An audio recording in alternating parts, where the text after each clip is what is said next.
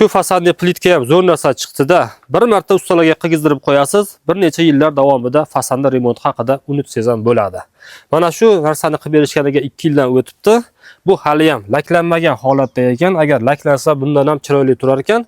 Lekin laklanmagan bo'lsa ham rangini ham, sifatini ham yo'qotgan yo'q. Qarang, qanaqa chiroyli holatda turibdi. Xo'p, bugungi videomiz shu ishlab chiqarish yo'lga qo'ymoqchi bo'layotgan aka-ukalarimizga va hozirda yuritib kelayotgan aka-ukalarimizga bo'ladi.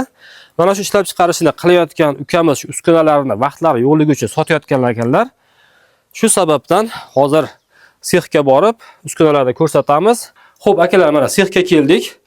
Sexda nimani ko'ryapmiz? Polkalar tayyor qilingan, rossiyskiy rekalardan to'qilgan va qoliplar hattoki bir marta ham ishlatilmagan.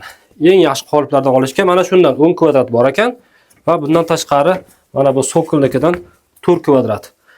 Ukamizga ishlab chiqarish joyidan katta maydon va'da qilishgan va mana shu maydon hal bo'lmaganligi sababdan mana bu joyda boshlab turaveraman deb boshlashgan, lekin joy torligi uchun xullas sotmoqchilar.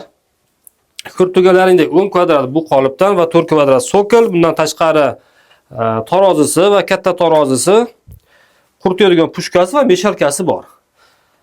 Mana shu narsalarni yechib, polkalarni ham bemalol olib borib o'rnatib olsangiz bo'ladi. Bundan tashqari mana to'rlik oynalarni kesib tayyor qilib qo'yishgan xulos. Shuni yechiladi, olib borib o'rnatasizlar, ishlab chiqarishni boshlayverasizlar akalar.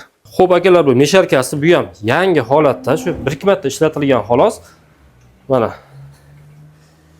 Xo'p, bittasi invertorli ekan, pastlikda ham ishlayveradi deb aytayaptilar. Bundan tashqari mana stol ham bunga qarashlikmi? Stoli, xullas nimaki kerak bo'lsa, hammasi bor. Ha, oynani adashib ketibman, to'rli deb biz bu 6li ekan.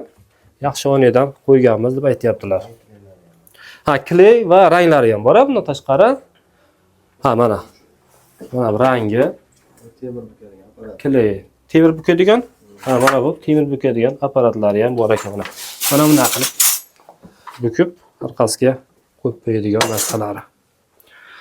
Ekran ostidagi raqamlarga bemalol qo'ng'iroq qilib olishlaringiz, xarid qilishlaringiz mumkin. Narxini aytamizmi, Nurmuzo? Qancha?